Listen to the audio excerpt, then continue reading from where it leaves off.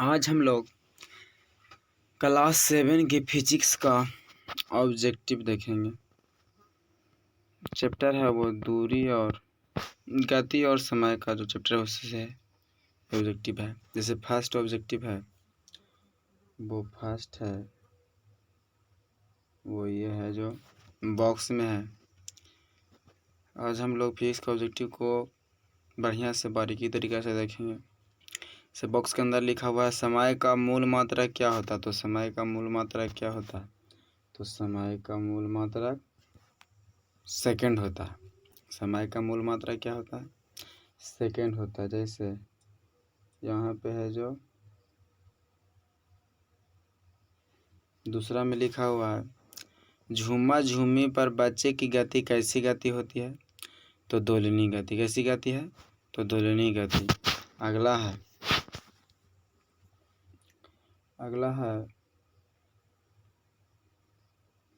सीधी सड़क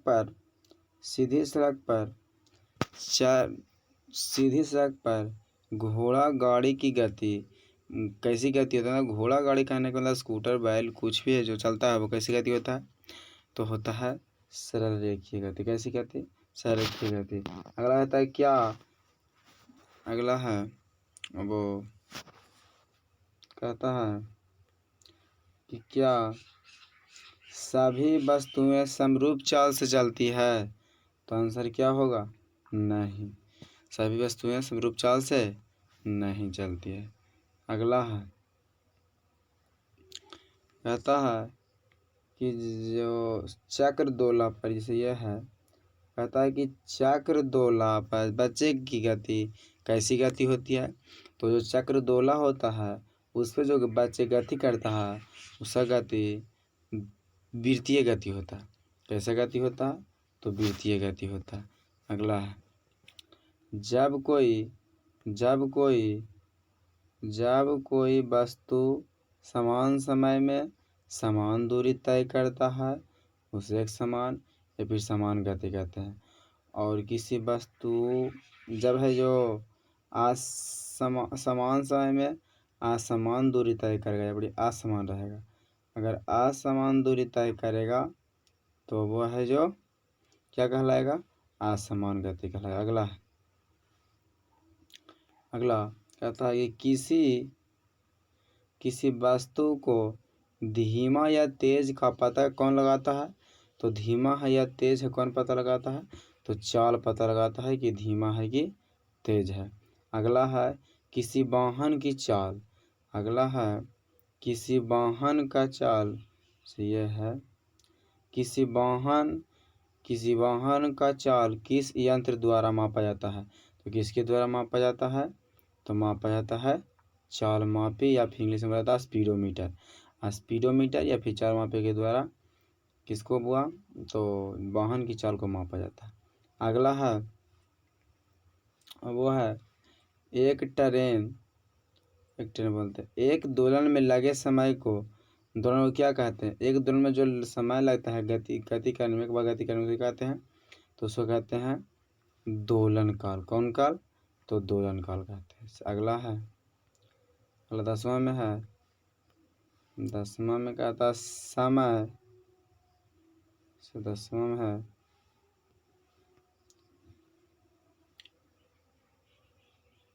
ये वाला कहता समय चाल और दूरी में क्या संबंध है? तो पहला समय है दूरी बराबर चाल गुना समय। दूसरा संबंध है समय बराबर दूरी बटा चाल। जैसे हमें पता लग रहा होगा समय बराबर क्या है? तो समय बराबर जैसे दूरी बटा चाल। एक है चाल बराबर दूरी बटा समय। इस प्रकार से है। फिर अगला ऑब्जेक्टिव है। अगला कहता है कि किसी वाहन के द्वारा जैसे ये वाला है इसको थोड़ा सा मार्किंग करके दिखाते हैं कौन सा है जिसको ये है किसी वाहन के द्वारा तय की गई दूरी। किसी वाहन के द्वारा अगर पद दिख ना रहा होगा तो इसको मिटाएंगे तो पता लगेगा। किसी वाहन के द्वारा तय की गई दूरी को कौन मापता है? तो वो मापता है कौन? तो स्पीडोमीटर वहाँ पे था, यहाँ पे तो वहाँ पे चाल मापी था, यहाँ पे दूरी मापी है तो क्या हो जाएगा? ओडोमीटर। दूरी मापता है वो दूरी मापी और जो चाल मापता है वो चाल मापी को इंग्लिश में बोला जाता है स्पीडोमीटर। और क्या बोला जाता है यहाँ पे है जो दूरी मापे को इंग्लिश में बताया था ओडोमीटर। अगला है सीधी सड़क पर चलते हुए कार की गति कैसी गति है। सीधी सड़क पर चलते हुए कार की गति कैसी गति है, तो सरल रेखीय गति है। जैसे यह वाला क्वेश्चन है, सीधी सड़क पर चलते हुए कार की गति वाला जो क्वेश्चन बोल रहे थे वही है क्वेश्चन। सीधी सड़क पर चलती हुई कार की गति कौन गति है, तो सरल रेखीय गति, सरल रेखीय गति। अगला जैसे अगला है अगला दीवार घड़ी में जो पेंडुलम की गति होता है, दीवार घड़ी में जो पेंडुलम का गति होता है वो कैसी गति होता है, तो दोलनी गति होता है। अगला है चाल का, क्या है, चाल का, ये जो दिखा हुआ चाल का सूत्र क्या होता है, तो चाल बराबर क्या होता है, दूरी बटा समय। अगला कहता है चाल का ऐसे मात्रा, ये वाला है चाल का ऐसे मात्रा क्या होता है, तो इसका ऐसे मात्रा क्या होता है, मीटर प्रति सेकंड। शॉर्ट में लिखा हुआ है मीटर प्रति सेकंड और ये लॉन्ग में लिखा हुआ है। उसके बाद अगला कहता है दूरी का, ये है दूरी का ऐसे मात्रा क्या होता है, तो दूरी का ऐसे मात्रा मीटर होता है।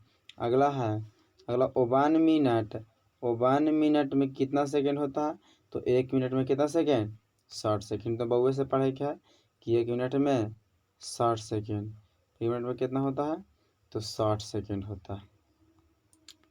अगला है 18 में कहता है 1 घंटा में कितना सेकंड होता है, तो 1 घंटा में कितना सेकंड होता है, तो 1 घंटा में जानते हैं कि 3600 सेकंड होता है। अगला है वो कौन सा है, तो 19 है। 1 घंटा में कितना मिनट होता है, तो 1 घंटा में कितना मिनट, 60 मिनट। अगला है एक दिन में कितना, ये वाला है एक दिन में कितना घंटा होता है, तो 24 घंटा होता है। अगला कहता है कि एक दिन में कितना मिनट होता है, एक दिन में कितना मिनट होता है, तो 1440 मिनट। एक दिन में कितना होता है, तो 1440 मिनट होता है।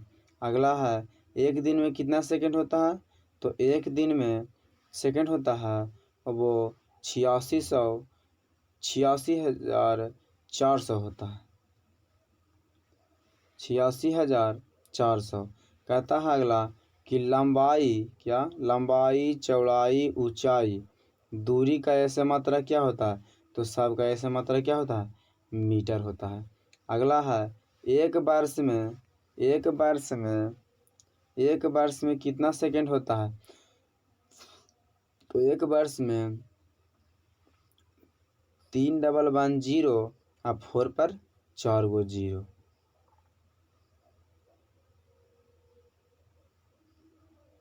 यह है जो क्या है, एक वर्ष का कितना सेकंड होता है वो बताता है। अगला है हम मान के चलते हैं कि एक दिन में 30 मिनट होता है, 30 दिन होता है। एक महीना में 30 दिन मान करके चल रहे हैं, इससे बताए हैं। उसके बाद एक महीना में कितना सेकंड, तो 25,920 सेकंड। फिर कहता है कि धूप घड़ी में एक त्रिकोणीय प्लेट लगा हुआ रहता है, उसका नाम क्या है, तो उसका नाम नोमोन है, उसका नाम क्या है, नोमोन है। अगला है उड़ीसा में एक प्रसिद्ध कोणार्क मंदिर है, कहाँ, तो उड़ीसा में एक प्रसिद्ध कोणार्क मंदिर है। उसका वो मंदिर है जिसमें एक कौची लगा हुआ है, तो धूप घड़ी लगा हुआ है, उसका नाम क्या है, तो उसका नाम हम लोग जानते हैं जिसे काल चक्र से। किन्हीं दो राशियों में संबंध दिखाने का एक माध्यम कौची है, तो एक माध्यम है वो क्या है, ग्राफ है। फिर अगला है समरूप चाल से गति का मान, वाहन की दूरी, समय ग्राफ दिखाएं। देखो जो समरूप चाल से जो चल रहा है, कौन चाल से, समरूप चाल से जो चल रहा है, यहाँ से देखो इस प्रकार बना है और यहाँ से बनेला के बाद ऐसे एक ऐसे पारे हैं और यहाँ पे दूरी लिखे हैं और यहाँ पे कुछ लिखे हैं, समय लिखे। तो ऐसे ऐसे जो पारे हैं ये बताता है कि मान लो कि यहाँ से 1 घंटा में 1 किलोमीटर गया, 2 घंटा में 2 किलोमीटर गया, 3 घंटा में 3 किलोमीटर। मतलब कि प्रत्येक बार 1 घंटा देते तो 1 किलोमीटर, 2 घंटा तो 2 किलोमीटर, 3 घंटा देते 3 किलोमीटर। मतलब एक का मतलब सीमा के अनुसार कि 1 घंटा में 1 किलोमीटर, तो अगला में 2 घंटा में 4 किलोमीटर नहीं जाएंगे, कितना किलोमीटर जाएंगे, 2 किलोमीटर जाएंगे। तो ये होता है जो क्या होता है समरूप चाल से, मतलब हमेशा समान चाल से चलता है। और है जो आप समरूप दिखाएंगे, कहता है सड़क के किनारे, सड़क के किनारे किसके किनारे बोल रहा है, तो सड़क के किनारे, किसके किनारे, तो सड़क के किनारे। यहाँ पे लिखा हुआ साफ शब्द से, सड़क के किनारे एक वाहन का दूरी समय ग्राफ क्या है। तो जब सड़क के किनारे रहेगा तो क्या टाइम तो बढ़ते रहेगा, समय तो बढ़ते रहेगा, क्या समय बढ़ रहा है, ये ग्राफ है, ये ग्राफ है। तो समय तो बढ़ रहा है, हमेशा बढ़ते जाएगा बढ़ते जाएगा बढ़ते जाएगा, कहाँ तक पता नहीं। लेकिन ये है जो क्या है, ये वाला डिस्टेंस, तो क्या ऊपर हो रहा है, ऊपर नहीं होगा, क्योंकि बोल दिया है कि वाहन है वो क्या है, वो है जो किनारे खड़ा है, मतलब सड़क के किनारे रुका हुआ है। तो रुका हुआ है तो दूरी नहीं बढ़ेगा। उसके बाद अगला है असमरूप चाल की गति का वाहन का, ये है ये वाला कहता है असमरूप चाल से गतिमान वाहनों का दूरी समय ग्राफ क्या होता है, तो दिखा रहे हैं जैसे यह है जो असमरूप है। यहाँ से ऐसे आया था, ऐसे ये क्या हो गया एक्स आइए बाई, तो यहाँ से ये ग्राफ है जो ऐसे हो गया।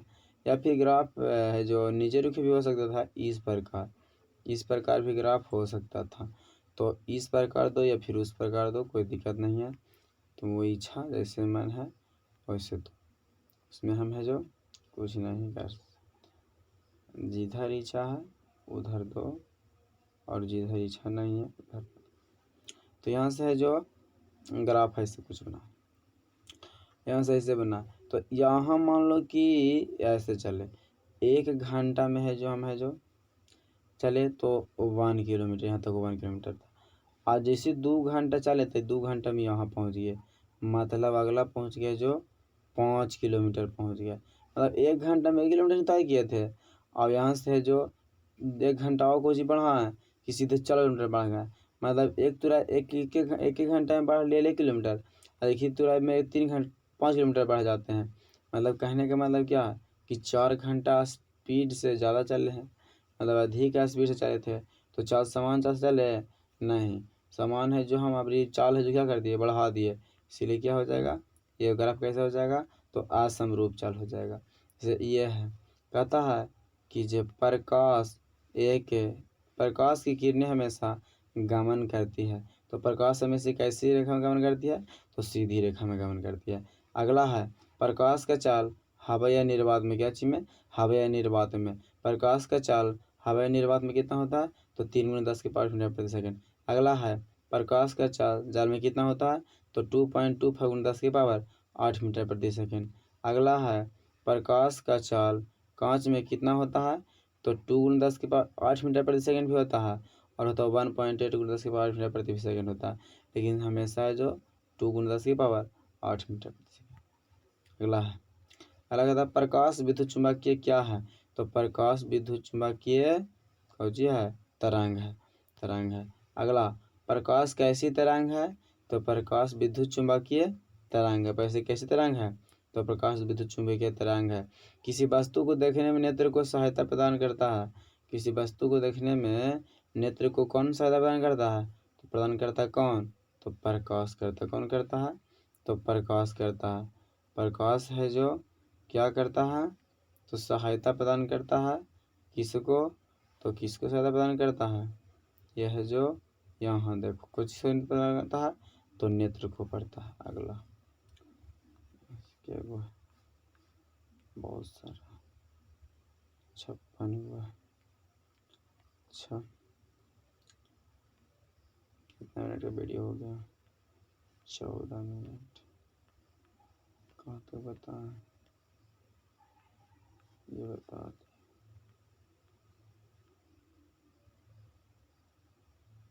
तरंग है, कहाँ से बताना, यहाँ कहता है जब प्रकाश, यह है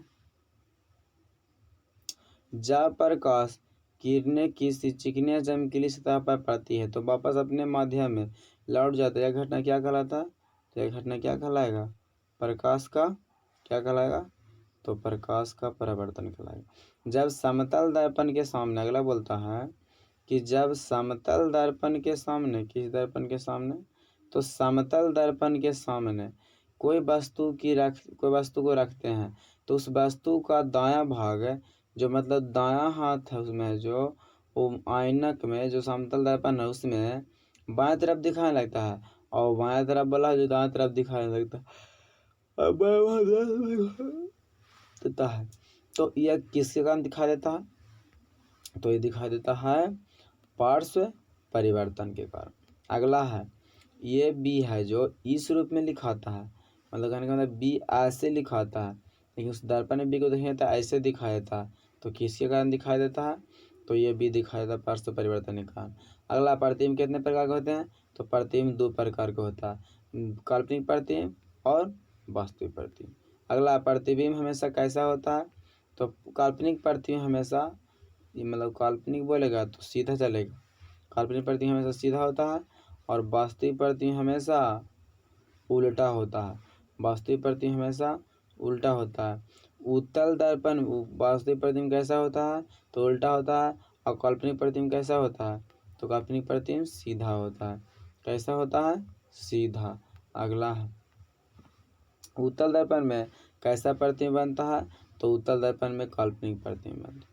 उत्तल दर्पण में काल्पनिक प्रतिबिंब। अवतल दर्पण में कैसा प्रतिबिंब बनता है? तो अवतल दर्पण में काल्पनिक भी बनता है और वास्तविक भी बनता है, दोनों बनता है। अगला है 47 में उत्तल दर्पण में हमेशा कैसा प्रतिबिंब बनता है? तो सीधा और वास्तविक से वस्तु से छोड़ लीजिए तो वस्तु से। अच्छा यहाँ पे मिस्टेक से लिखा गया है वास्तु से छोटा होना चाहिए। क्या चीज़ से? वस्तु से छोटा। वस्तु से छोटा हमेशा क्या होता है? तो वस्तु से छोटा। साइड मिरर के रूप में किस दर्पण का उपयोग किया जाता है?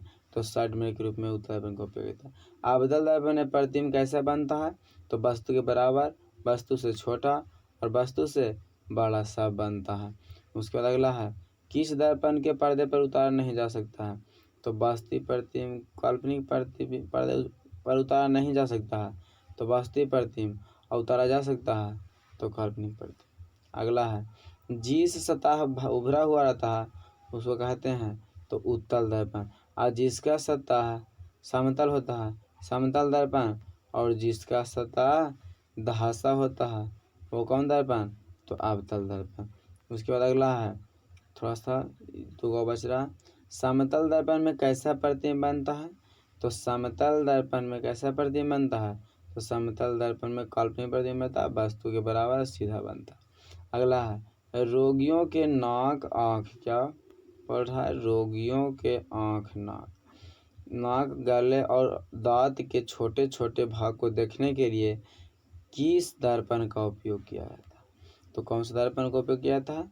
अवतल दर्पण का, क्योंकि अवतल दर्पण को है जो जितना छोटा वस्तु रहेगा उसको हमें जो प्रतिबिंब बनाने का कुछ स्थिति होता है कि कहाँ पे धरेंगे तो कैसा बनेगा, तो उस जगह पे धरने पर वो है जो क्या बनता है? बहुत बड़ा। जैसे फोकस पे वस्तु को धरेंगे तो वो अनंत बन जाएगा, बहुत मतलब बहुत बड़ा बन जाएगा। तो इस प्रकार है जो क्या होता है इसमें बहुत बड़ा बनता है, जिसके कारण अवतल दर्पण को से देखने से उसमें जो छोटा सा रहता है, जो छोटा छोटा इस प्रकार से रहता है मुंह के अंदर या दांत के अंदर जो रहता है, कान के अंदर जो रहता है, वो उसमें बहुत बड़ा बड़ा दिखाई देने लगता है इस प्रकार से। इसी कारण से क्या होता है? बहुत बड़ा बड़ा दिखाने के कारण है जो बहुत बड़ा बड़ा दिखाने के कारण हम लोगों को क्या होता है वो जो इलाज को कर पाते हैं। इतना ही तक रहेगा आज भर। उसके बाद आज के बाद अगले वीडियो में देखेंगे, ठीक है? उसके बाद अगले वीडियो से यह है जो हम पढ़ा रहे हैं वो किसके माध्यम से पढ़ा रहे हैं?